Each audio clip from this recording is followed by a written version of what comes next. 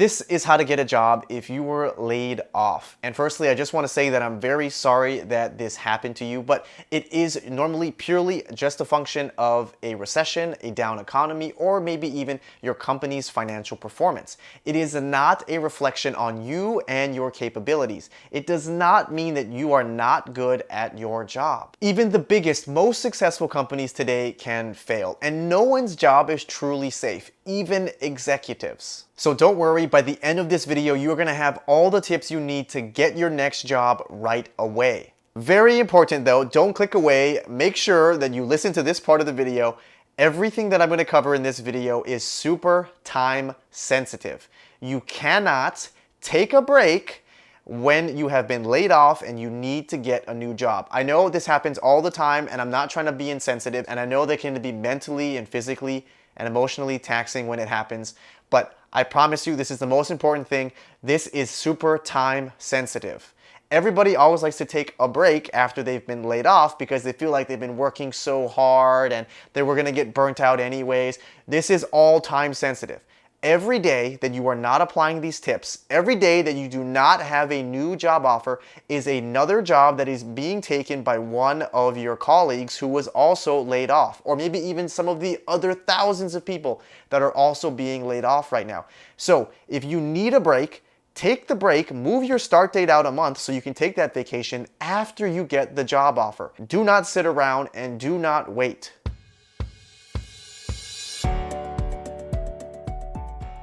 All right, so of course, step number one, if you were laid off and you need to get a new job, is updating your resume. Now, I've got tons of videos up on my channel. I'll throw some up over here that'll help you optimize your resume, including what are some of the best words to use.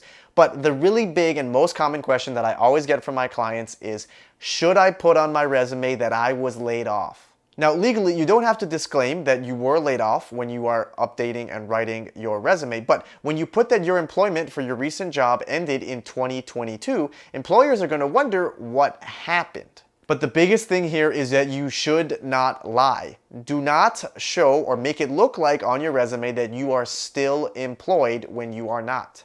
Being laid off is not something to be ashamed of, so you don't need to hide it. And the only thing that companies care about is that you weren't fired due to poor performance. Layoffs happen, especially like during 2020 with COVID and the downturn of the economy. The layoffs are normal. So you don't need to hide this or lie. Just make sure that your resume can still show them that you are a top performer. That way they will have confidence that you were not fired due to performance, and they are gonna be finding an awesome gem and they're in you, and they are gonna hire someone amazing that this other company didn't recognize your value. Now, when you are applying for jobs with your resume, the target response rate from companies back that you wanna get during a recession is around 10%. So if you've been applying for jobs and you're getting about a 10% response rate, I would say your resume is probably in a pretty good spot. Now, my next piece of advice when you're trying to get a job after you've been laid off is not to try and switch careers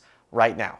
I know this may be very tempting because you're thinking, oh, this is great. I always wanted to switch jobs anyways. I didn't like my boss, or I didn't like my job. I might as well just try and switch careers now. I would actually caution you against it, especially when the job market is down, there's not a lot of positions, and there's high competition. You have a very, very low likelihood already of getting a new job when you don't have any direct experience, and it's even harder when you've been laid off and the economy is down.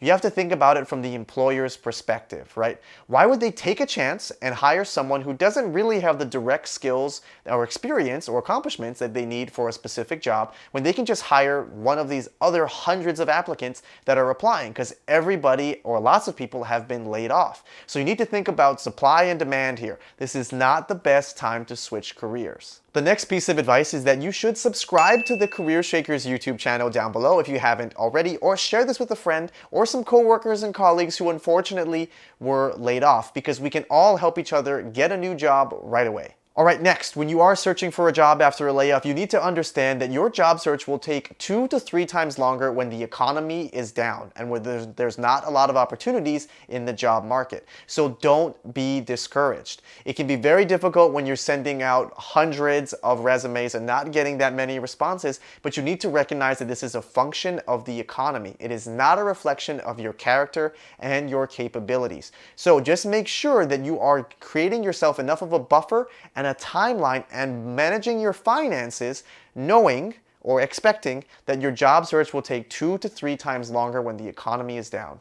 Next, once your resume is in a really good place, this is when you need to start to leverage your referrals. Referrals are always important, right? Everyone knows that you shouldn't apply for a job without a referral, but when you've been laid off, referrals are going to be huge for you, especially if your referrer is already at a company that is still growing and hiring.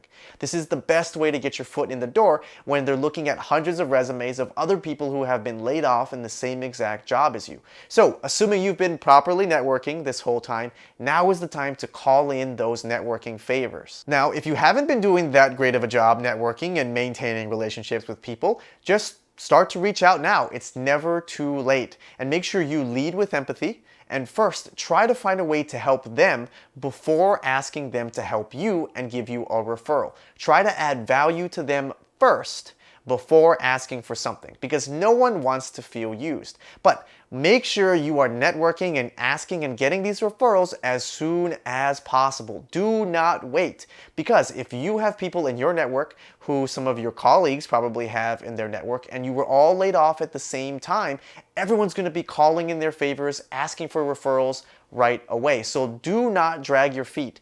You need to be out there first, asking for those referrals before all of your other coworkers. And this is going to be super important for your success rate when you are giving online applications and referrals, is that you need to focus on work-endorsed referrals, meaning asking people to refer you who can actually speak about your work. So randomly adding people on LinkedIn who don't even know who you are or have never heard of your work product, or asking for your friends to refer you who don't really know what you do, is not really going to help you out here.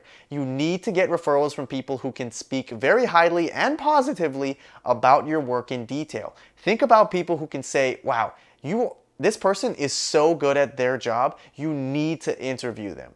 That's the type of person you need to be getting referrals from. Now, the next key step here and tip is that you need to get your references ready, especially when you were laid off. Remember, like I said at the beginning, the only thing that companies care about is that you weren't fired or let go due to performance. So when you do tell people that you were laid off, but don't worry, I wasn't because of my performance, I'm a great employee, you can hire me, I'm a top performer, they're gonna run reference checks. So make sure you get your references prepped and ready. Know who you are gonna put down on the employment application as your reference, and make sure they know that they're gonna be called potentially to give a reference about you, and hopefully they can speak very positively. And try to have at least one of your references be one of your former managers. It doesn't need to be the manager at the company you were just laid off at, but it just needs to be one of your managers in your career. The next really important tip here is that you need to make all of your interviews count. You cannot take these interviews for granted. When you have been laid off and the economy is down and the job market is down, you may not get very many chances to interview. So when you are interviewing, do the work, do the prep. If you don't feel ready, don't be afraid to move out your interview a few days. Don't let the recruiter pressure you into interviewing right away. It's better to take a few days to study a little bit more and ace an interview than to rush into it and get rejected. Remember, do not lie if they ask you why you are looking for a job. It is okay to say that you were laid off. Just remember, you only need to show them that you are a top performer and that you were not laid off due to performance. And if you're asking yourself, well, how do I show them that I'm a top performer? Or what do I say in my answers to make them really good? Think about how you can differentiate yourself from other people. The question you should be asking yourself is, what is something that I can say I have done that none of my coworkers who have been laid off could say that they have done? What are some of my unique accomplishments that no one else can duplicate? That is how you're going to stand out, that is how you're going to be a top performer, and that is how you are going to get more job offers. The next tip here is do not over-negotiate and shoot yourself in the foot and lose a job offer. Right now, speed is key. Speed and timing should take priority over everything. You want to get as many job offers as possible. Unfortunately, employers and companies know that they have a lot of leverage right now. It's just simple supply and demand. So if you want to know how not to negotiate a job offer, make sure you watch this video that I have on the channel so you don't make any of these mistakes. Now, a really common question that I get, and you may be thinking it too, is should I take a job if it's a company that I don't really want to work for? The short answer is yes, because some money is better than no money.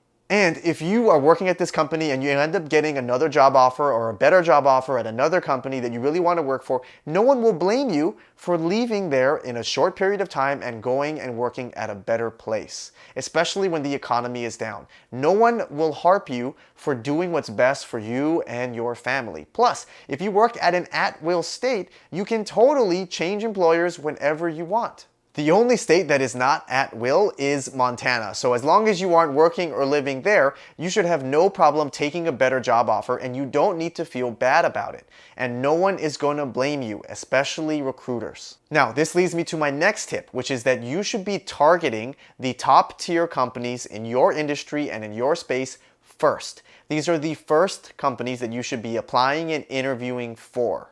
Well, duh, why wouldn't I want to work at the best companies in my industry? Well, of course, you always want to do that, but when you haven't been laid off and you have time to prepare and practice and set yourself up for success, I actually give the opposite advice. You should not apply for the top companies you want to work for in the beginning.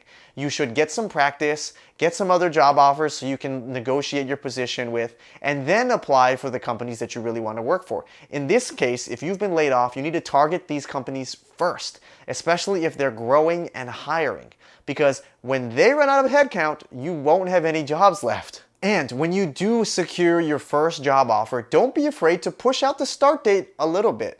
That way you can see if other offers can come through in time, or if you want to wrap up interviews with other companies, and then you can have them negotiate against each other when you actually have competing offers.